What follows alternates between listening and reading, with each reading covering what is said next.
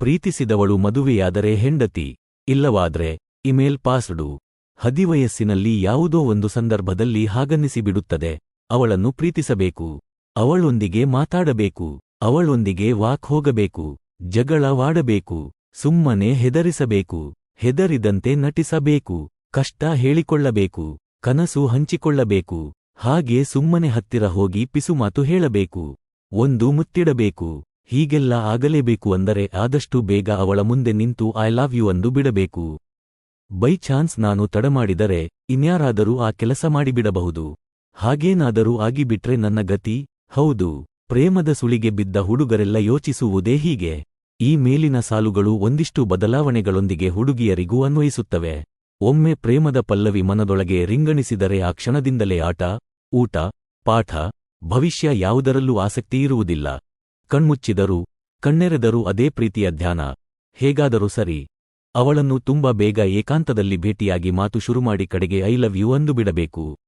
ಆದರೆ ಅವಳಿಗೆ ಪ್ರಪೋಸ್ ಮಾಡುವುದು ಹೇಗೆ? ಈ ಪ್ರಶ್ನೆಗೆ ಅಷ್ಟು ಸುಲಭವಾಗಿ ಉತ್ತರ ಸಿಗುವುದಿಲ್ಲ. ಆಗ ಹುಡುಗ ಕನ್ನಡಿಯ ಮುಂದೆ ನಿಂತು ರಿಹರ್ಸಲ್ ನಡೆಸುತ್ತಾನೆ. ಆದರೆ ಗುಲಾಬಿಯನ್ನು ಕೀಳುವಾಗ ಇರುವ ಧೈರ್ಯ ಅದನ್ನು ಅವಳಿಗೆ ಕೊಡಲು ಹೋದಾಗ ಇರುವುದಿಲ್ಲ. ಚರ್ಚಾಸ್ಪರ್ಧೆಯಲ್ಲಿ ಮೊದಲ ಬಹುಮಾನ ತಗೊಂಡವನು ಅವಳ ಮುಂದೆ ಮಾತಾಡಲು ನಿಂತರೆ ಬೆಬ್ಬೆಬ್ಬೆ. ಮಾತಿಗಿಂತ ಪತ್ರ ಬೆಸ್ಟ್ ಅನ್ನಿಸುವುದೇ ಇಂಥ ಸಂದರ್ಭದಲ್ಲಿ. ಆ ಕ್ಷಣದಿಂದಲೇ ಅವನು ಅಕ್ಷರಗಳನ್ನು ಜೋಡಿಸಿಕೊಳ್ಳುತ್ತಾನೆ. ಒಂದು ನೀರವ ರಾತ್ರಿಯಲ್ಲಿ ಒಬ್ಬನೇ ಕೂತು ಹೀಗೆ ಬರೆಯುತ್ತಾನೆ. ಹುಡುಗಿ, ಪ್ರೀತಿ ಅನ್ನೋದು ಭಾವನೆಗಳ ಜತೆಗಿನ ಸುದೀರ್ಘ ಪಯಣ. ಪ್ರೀತಿ ಅನ್ನೋದು ಬೆಟ್ಟಗುಡ್ಡ ಕಾಡುಮೇಡು ಬಳಸಿ ಹರಿವ ನದಿ. ಪ್ರೀತಿ ಅಂದರೆ ಕಣ್ಣಾಮುಚ್ಚಾಲೆ. ಪ್ರೀತಿ ಅಂದರೆ ನಿನ್ನ ಮುಗುಳ್ಳಗೆ. ಪ್ರೀತಿ ಅಂದರೆ ಕಾಮನಬಿಲ್ಲು. ಪ್ರೀತಿ ಅಂದರೆ ಅಮ್ಮನ ಮಡಿಲು. ನಿಂಗೆ ಮರುಳಾಗಿದೀನಿ, ಮನ ಸೋತಿದೀನಿ. ನನ್ನ ಪ್ರೀತಿನ ನೀನು ಒಪ್ಪಿಕೊಂಡರೆ ಮುಂದೆ ನಮ್ಮದೇ ಲೋಕ. ಅಲ್ಲಿ ಎಂದೆಂದಿಗೂ ನಾವಿಬ್ಬರೇ. ನಾನು ನಿನ್ನ ಚಳಿಗಾಲದ ಹೊದಿಕೆ, ಬೇಸಿಗೆಗೆ ಫ್ಯಾನು, ಸ್ನಾನದ ಮನೆಯ ಚಿಲಕ, ಹಣೆಯ ಬಿಂದಿ, ಕೈಯಲ್ಲಿನ ವಾಚು, ಕತ್ತಲ್ಲಿ ತೂಗಾಡುವ ಸರ, ತುಟಿಯ ಮೇಲೆ ತೇಲಾಡೋ ನಗೆ, ಕಣ್ಣ ಕಾಡಿಗೆ ಆಗೊಮ್ಮೆ ಈಗೊಮ್ಮೆ ರಕ್ತದ ಒತ್ತಡ ಹೆಚ್ಚಿಸುವ ಕಾಮನೆ, ಕೈಬೆರಳ ಉಂಗುರ, ಅಂಗೈಯ ಗೋರಂಟಿ. ಇನ್ನೂ ವಿವರಿಸಲಾರ ಗೆಳತಿ. I love you. ಫೀಸ್. ನನ್ನ ಪ್ರೀತಿನ ಒಪ್ಪಿಕೋ. ನನ್ನ ಕನಸುಗಳಿಗೆ ಅರ್ಥ ಕೊಡು.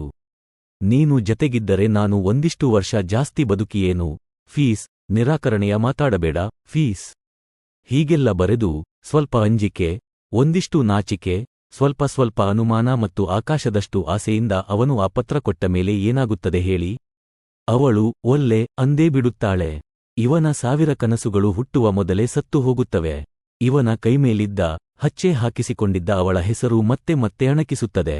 ಮುಂದೆ ಏನಾಗುತ್ತದೆ ಎಂಬುದಕ್ಕೆ ವಿವರಣೆ ಬೇಡ.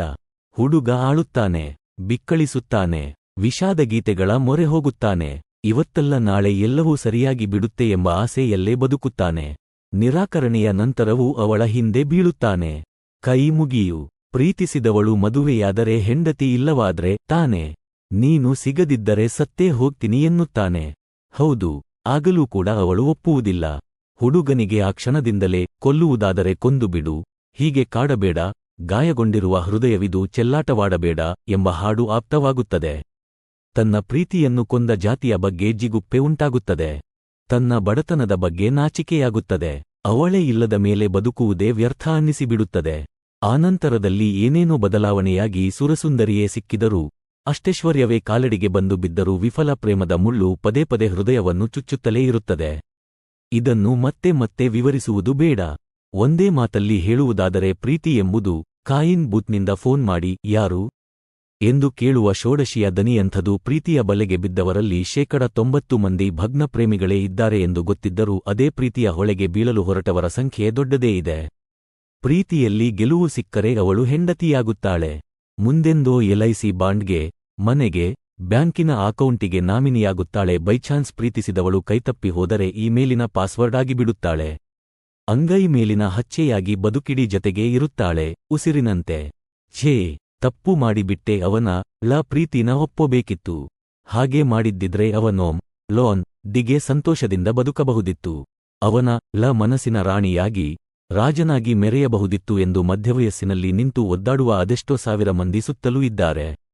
ಅವರ ದನಿಯಲ್ಲಿನ ನಿಟ್ಟುಸಿರು ಪ್ರೇಮದ ಮೆಟ್ಟಿಲಲ್ಲಿ ನಿಂತವರಿಗೆ ಕೇಳಿಸಲಿ. ನಾಳೆಯಿಂದಲೇ ತಯಾರಾಗಿ ನಾಡಿದ್ದು ಪ್ರೀತಿಯ ಗುಲಾಬಿಯೊಂದಿಗೆ ಅವನು ನಡೆದು ಬರಬಹುದು. ತಪ್ಪಿಸಿಕೊಳ್ಳುವ ಮಾತು ಬೇಡ. ಫೀಸ್. ಒಪ್ಪಿಸಿಕೊಳ್ಳಿ. ವಿಫಲ ಪ್ರೇಮದ ಗಾಯಮಾಗಲಿ, ಹೊಸ ಪ್ರೀತಿಯ ಗುಲಾಬಿ ಅರಳಲಿ, ಚಿಯರ್ಸ.